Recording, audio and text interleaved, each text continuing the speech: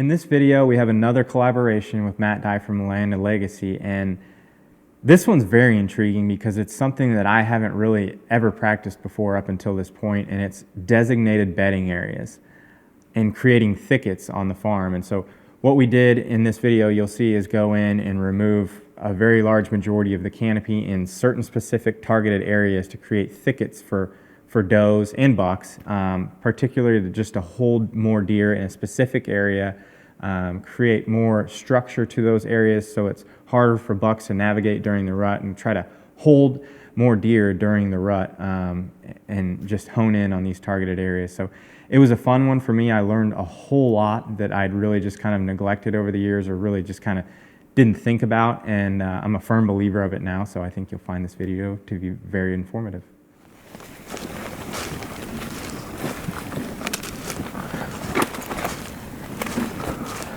There's a lot to start unpacking when it comes to closed canopy, where you're trying to hold deer consistently, where you want to bed them based on your access. This little finger ridge obviously is going to relate directly to that food plot we just came from, but also the destination. If we can define the bedding area just like we define the food and the seasonality of it based on slope aspect, now the strategy and the way specific deer are going to utilize a given area, it's become way more defined. So very easy, likely place to hold them, because that's going to be traveled occasionally, but not very much during the season. So you could bed them on that face, and when they're bedded and they're actually in the dense cover from the canopies, they're never going to know that you just zip past. Right. I think what's going to be important as we tour around and look at the different stands, the timber composition, what types of trees, the density, we can start to then say, okay, I want that stand to be thicker and denser. Yeah. And or maybe I want that to be a little bit less, because access in, if we know deer are bedded there during the rut, we can be a little bit more aggressive. Let's not go super intense in that area, so we can kind of blow our wind back that direction. So there's a lot of context here to how it gets laid out, but at the end of the day, deer are generalist species. They can make it in a closed canopy forest. Sure. We all see it. Right. But I think what's misunderstood is the value that you can provide, or it provides, by going and manipulating the forest. It's a dramatic increase, kind of exponential scale in managed forest for deer. So here's where we would spend the majority of our time hunting hook. What was that, like 5 years ago, I think, 2018? It's 5-6 years ago. And we were basically just kind of hunting each side of this. It seemed like he basically had his system down. I don't think, he wasn't like, he didn't know that we were here, like we were never spooking him. Yeah. But he guessed right often. Yeah. He just always was using the wind to his advantage. Yeah. And so as we were, but it just didn't work out for both of us to do the same. And that's where going in and manipulating, and this maybe isn't the best spot, but it will still provide context, but going in and very specifically creating distinct bedding areas. We've got an X wind. He's going to work through this area like this, and instead of him checking all these little different points, what if we create on some of the very specific points, whether it's north slope, east slope, south or west slope, those pockets of dense cover that will congregate does. And if you know, okay, it's a west wind, he's likely to go from that destination food source. He's going to check that bedding area because there's probably going to be does in it. And with that wind, he's going to utilize this trail. You can start to pick apart a lot of the farm and be like, okay, if I'm a deer, if I'm a buck, and it's fall, rut time frame, pre-rut, that's what I would be doing. And then connect the dots instead of it just being a random guesswork of he's headed that way and he beds this way. Yeah. Try and create hot spots. Yeah, you want to hint on that Pennsylvania study you were talking about? Sure. So great research out of Penn State. They collared 3.5-year-old bucks, GPS collars, and we're looking at movements from October to November. And so in October, within a home range, they were traveling 24 miles, right? And that's not just like point A to point B, just within that month, they were on their feet for kind of 24 miles. Compare that to November, 96 miles, so 4 times the amount of time on their feet. Obviously, some of that's going to be at nighttime, some of that's going to be outside of a home range. But if you create more if you will, points of interest, cover points, thick, dense cover that are at that time frame, thick and dense. So it's not just because cover in summer time frame is totally different from cover in the fall and winter. Yeah. But what's applicable is cover then. Now that 96 or the 4 times amount of travel that they're on, more of it's going to be on you because you have the points of interest and the cover that the does are relating to. Right. So we want them on their feet more, which are naturally going to do, but we want that on your place to create more opportunity to harvest. Right? Yeah. Yeah. And I know most people would look at this and be like, that's bedding, which it is. Right now they're utilizing it as such. It's a higher stem count. But if you don't do anything, it's just going to continue to grow and fill in with the exact same species. Mm-hmm. So basically you're pre-treating, if you will, the understory of it by getting rid of the fescue and then manipulating the remainder of trees. Honey locusts, shingle oaks, cedars, combo of hinging, felling, and hack and squirt on the locust. You basically take a lot of this vertical structure and just lay it horizontally. And by having that fescue out, boy, that combo is going to be holding some deer for sure. Mm-hmm. More so than it already is, and let's say more confined. Yeah. So guys, if we're going to come in here, recommend bedding, of course we talked about the fescue. One thing we haven't talked a lot about today and gets a lot of attention is hinge cutting, right? That's one of many techniques you can use to treat a tree, cut it, manipulate it, and that's habitat management. We're manipulating the resources that are here. Hinge cut is not that's the only felling technique or whatever that you would use to do habitat management, but there are some species and some applications where it makes sense, again, where we're trying to promote bedding. The structure that it will provide down the road can be utilized, and it's not the only cut, but we're talking, hey, because of honey locusts in here, we're going to use some of the girdle and sprayer hack and squirt method to treat those. An elm, medium size, if you will, 8-10 inch DBH, you can hinge cut this, fell it over, put the structure, all the buds up top there right now, right down to ground level, and it's going to re-sprout back on the cut side, let's say, of the hinge and then across the spine that will then be laying horizontally. So it has application, but then you wouldn't do that to every single red oak, shingle oak in here, because then you can't, deer won't be able to move, right? Navigate, yep. So because of the stem density, we can flush cut some other trees, just lay them flat on the ground, allow them to resprout from the base and not, 3-4 feet up, not 4 feet, 3 foot up or so mid-thigh from a hinge cut. It's the combination of all those things. We're trying to create diversity, so if you use the same cut on every single tree, you haven't created diversity, you've just shortened the forest, right? So a combination of using all those techniques with this stem density is going to be, let's say, recommended for creating prime bedding in this area. And then manage with fire as well. But yes, if you are hinge cutting an elm and you've got that canopy laying on the forest floor, when you run fire through there, what's that going to do to the top of that tree? It's going to begin to consume the canopy itself, slowly degrade it. But with that tree still being alive, again, it's going to set it back some, but you're not going to lose, let's say the tree's still going to remain alive. It's just going to consume some of the top that's compacted against the ground. Gotcha. So it's kind of, if you will, compare it to a tree that has been felled and laying flat. That tree and structure is now dead. Right. That's going to get consumed, but it's dead. Yep. Right? Yep. The new sprouts are still going to be persisting from a flush cut and a hinge. Gotcha. Okay. Nature's hinge right there. Nature's I saw hinge. that. That's a great example, honestly, for real.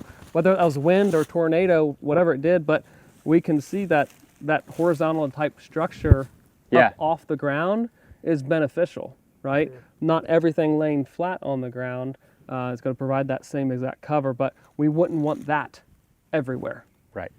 And if you were trying to do that to almost funnel deer, you can see the deer are not going to walk and go under that when they could just go around on each side. So it's a good way in a small area to do something like that if you were wanting to. A lot of people who want to hinge cut up here as well. I want to go home to my family and I want the kickback of that tree. Right. And I don't want to run a chainsaw that high right here at my neck. Yep. So, and again, that's the prime example of you do it that high, all those sprouts that we've been seeing deer browsing on, that's way out of reach. It's out of reach from this very start. So I always try and go like kind of mid-thigh. So when it does re-sprout, a deer's mouth is just right there. And they begin to nibble, but it also has a little bit of vertical structure. And then as it lays over, that horizontal is kind of, let's say, at the same height line as a back of a deer. But elms, red maples, kind of softwoods are great. And I try not to go anything that's over like a 8-inch DBH to do a hinge cut, just because then it, safety-wise, right? Right. I don't want to die. Yeah, makes sense. I've run a chainsaw a lot, but still, it's like that tree has to go controlled onto the ground. Yep. This one's Unit 8, where we kind of had like an old food plot right here, rolls into some bedding and a little bit of a savanna, I guess you might say, or old pasture, and then timber leads into ag field. I believe this is probably where a lot of the deer that you guys are killing in the ag field bed late season, right? I mean, this unit itself is rich with history, I'd say, for you guys. It really is. Yep. One of our favorites for sure. Yep, my buck that my dad killed a few years ago, well, his biggest buck to date, was notorious for spending a lot of time right in here, and then he killed him traveling down into that ag field. And again, every time that we can lay out a farm where you've got bedding at a seasonal time frame that matches close food, and that's a late season food and late season bedding, the usage of those areas just goes way up. You get them close to the food, you get a lot of daylight activity, therefore all that success rate is just going to follow. But what we're trying to do is create scenarios just like this everywhere else too, right? Create the rhyme and reason. But I love that this has got a rich history and it makes a ton of sense. But I kind of want to walk through a little bit more of this. This, I think you said, was an old home site, so probably was pasture at one point, and then now it's got the young forest component in here. I'm starting to see a lot of, let's say, 15, 20-year-old type trees, as well as older ones still in there. So it's like, we don't want to lose the value of this cover, so what else needs to happen in here? With the density of this, and now most of the trees beginning to put all their energy up top and start to shade out, we're losing the shrub component, the sumac component, as we saw in the more open stuff. I don't want to come back in, especially with it being honey locust and some shingle oaks, low quality. Start to put this on the ground. And then you're going to get that cover back in as sunlight's added, but just throwing the structure on the ground is going to definitely encourage more bedding, higher quality bedding. They're still going to do it because food's right there and it's south slope, but improving the quality is then going to use, have more usage out of it. But you're dealing with kind of junk species, so you can blast away and get pretty aggressive with it and not hurt anything. You're only gaining out of it. Sure. A lot of fescue in here though too, so you might, kind of like the other unit, want to come and spray first and foremost, and then begin to drop the trees in here. What a secluded little spot. I mean, my gosh, your access coming in there is picture perfect. Yeah, it tends to have quite a large deer density right in here. Yeah. Or hold a lot late season for sure. Midwest Land Group has changed the way land is sold and is the only brokerage to offer a 100% satisfaction guarantee. If you're looking to buy or sell property, don't before you talk to us. All right, Sean, we're back in here. We did that initial walkthrough March time frame, kind of identified this area. I think we're actually standing just up there. Yep. As a good place to put a bedding thicket. We've got this big central ridge leading out to what is your perennial plots, clover, alfalfa now. Yep. Kind of kill plot before it gets into the big ag. So north slope bedding is what we're going to create here to feed that kind of early season food plot. Got it mapped out here on X, and essentially the goal in these areas, they're intense. This isn't timber stand improvement. This is acres specifically devoted to, hey, let's put deer here during daylight hours consistently. So we need to manipulate the forest a lot, and that means opening it up. 80 to 100% right. Opening is that goal. We're gonna do that in kind of three main ways. if you will, break down that forest into 3 class sizes. The largest DBH trees, those get girdled and sprayed. So we don't have those big tops laying down on the ground, but we get that sunlight in. They die standing. Come down to the medium-sized trees, those DBH trees get felled and put flat on the ground. So then we still have structure, still those canopies are down and flat, but then the smallest diameter stuff is hinge cut. Anything under 8 inches, really I like that 4 to 6 inch range for hinge cutting, very easy to control. And that way we've got different structure, heights, felled, hinged, die standing, and we don't have all that debris because we're going intense on the ground. So deer can navigate throughout it. When you kill a deer and they want to come back and die in there, you can actually get it out. Right. So we're managing that debris load through those different techniques within that unit marked on X. And I mean, there's no two ifs, ands about it. It's work. We're going to be sweating a lot, especially here in June, but it is going to really concentrate deer activity come fall. Yeah. And then with like our hinge cutting, are you wanting to also sort of try to funnel them that general direction? Yeah, I mean, if we want to kind of make sure we're not impeding movement to that plot, right, with the hinge cuts, we can come along this roadside too here, because they're 100% going to travel this road out. Probably have some mock scrapes back there where the UTV and stuff's at the intersection. Big mock scrape there, but we're going to hinge some of these trees so they move out of that bedding directly towards that plot. And we've got some cedar up here too. We're actually going to keep on that south-facing slope. Right, because right over here to the south, we've got another road that kind of veers off that direction, and we'll travel that when we hunt, you know, during the rut, and kind of use the cedars and maybe even some of the stuff that we hinge cut to our advantage to kind of just shield our movement going back into that other area. 2 things can serve the same purpose, right? Right. We're going to funnel deer with some hinges along this ridge top, but also help shield some eyeballs if and when you guys do need to move down farther into the property. But this is about to get a transformation, and you ready to get started. The longer we wait, the warmer it's going to get. That's right. Let's get after it.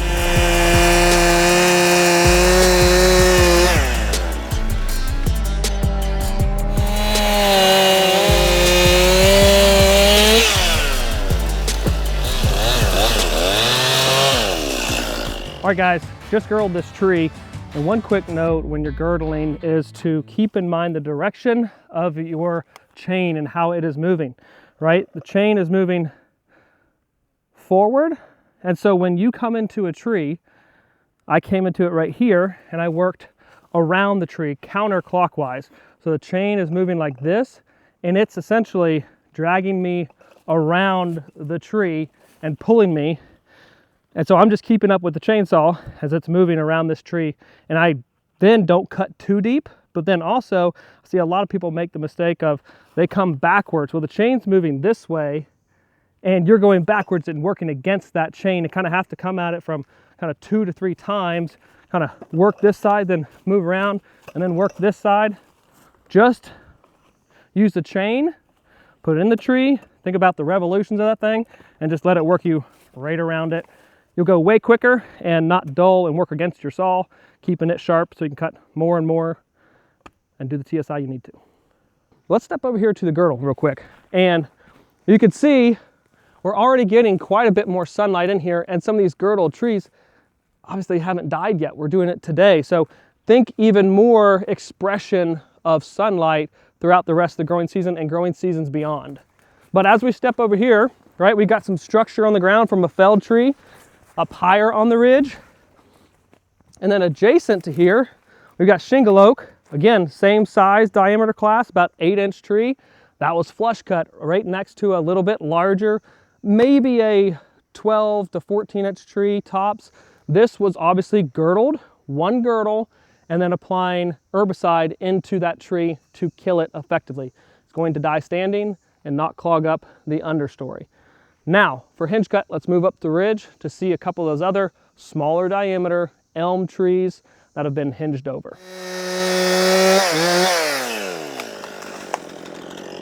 All right, guys, for the last cutting technique and the smallest diameter in this forest stand, this is about a 5, maybe 6-inch diameter elm. Elms are a little bit softer in the hardwood category, and they hinge very well and they resprout very well, and deer love to eat the resprout. So great tree to hinge. And I did a knee high, maybe thigh high. I don't go above the waist because that's where my protection is, right? I want to make sure I'm safe. But this tree is very controllable because of its size. If I need to steer it as I'm pushing it, I can.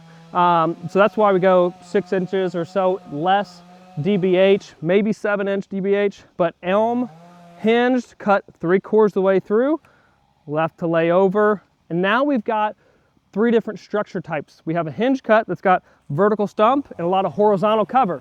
We also have flush cuts, which are pretty low to the ground. We'll have root sprouts come up from those, or stump sprouts come up from those flush cuts, as well as a treetop laid horizontally across the ground. And then thirdly, the biggest class is the trees that are girdled and sprayed. They're still standing, but we have sunlight coming through completely because they're going to die standing. So this mixture of techniques, mixture of ways that you address the forest to create ideal cover, we want to create cover structure on the ground, and we need these placed in the right locations to see their maximum benefit. Well, it's done. That was a chore and a job, but it definitely changed the look of it, the feel of it. Obviously, right back behind us, you can see a big change from start to finish. But how do you feel after getting, obviously, your hands dirty, sweating, running a saw with those different types of cuts, and then what it looks like kind of as you walk through and then can envision what's going to look like in the years to come? What do you think? First off, I feel depleted. That was a lot of sweat. Thankfully, we have a lot of water, but no, just walking through there, it's pretty awesome. Like, the whole time while we're cutting and seeing the change as we go, like, I'm picturing just a buck laying down in there, or a buck cruising through there, just weaving his way through trying to find a doe, and it all starts to does really, jumping up yeah, out of treetops and whatnot. Yeah, it makes a lot of sense. And as I was going down into the slope there towards the valley to the creek, the next unit essentially is a south-facing slope that's already opened up, burned it off, like pretty open, and those two kind of connect now. So I can see deer going back and forth and you know, hitting both of those. But overall, like, this is exciting. I'm ready to see how it all ties into the food plots and the ag and all that, and Totally. see it come to fruition in the fall. I know there'll definitely be a trail camera Oh, posted up right there. For sure. Because this ridgetop road is going to be heavily traveled on the top side, especially late morning as thermals are rising. Bucks are scent checking up on the high side, running this thing back and forth. So it'll be really cool to see and hear from you guys how the hunting changes with this now being here. And I know camera-wise, it probably looks like back behind the side, it's just an absolute jungle, but there's a lot more room in between all that structure than what it may look like here. But no, I think it's good. Yeah, and we were also talking earlier that we hadn't ran any fire through here in probably, gosh, I would say 5 years. We've never had a really good fire, but now we've got quite a bit of fuel in here. We'll probably follow up with fire next dormant season, and this should blow up even more. I think so. Yeah, maybe it'll all go full circle and we'll kill a buck off of it. That's what I'm hoping for. And that's the thing, is like, this is summer, but this has 100% application this fall, even before you burn it. Like, this is going to be after leaves fall everywhere else, that November, December, late October timeframe. That is going to be the thickest spot on the farm. Yep. Does know that, and bucks will know it too. So I wouldn't be shocked. Yeah. Cool. Thank you guys for checking out another collaboration video with the guys from Land and Legacy. I want to remind you guys that we have a whitetail workshop that we are holding with the guys from Land and Legacy at the end of May, early June. It's an entire weekend spent right here in Missouri on this farm that we're at and where all these videos have taken place. We're going to do some in-class stuff on land management, and then we will go out into the field and show you some of these places where we've implemented these processes, whether it be water holes, TSI, bedding thickets, controlled burns, all of it. We're going to go out into the field and go over these things over that weekend. Limited spots available, so go to our website, heartlandbowhunter.com, for more details, information, and to sign up. Also, if you haven't seen our TSI video that we did with Matt Dye from Land and Legacy, check that out. I think it ties right into this video as well. Very informative on timber stand improvement process, and I appreciate you guys watching. Make sure you check out the entire series that we did with Land and Legacy on land management.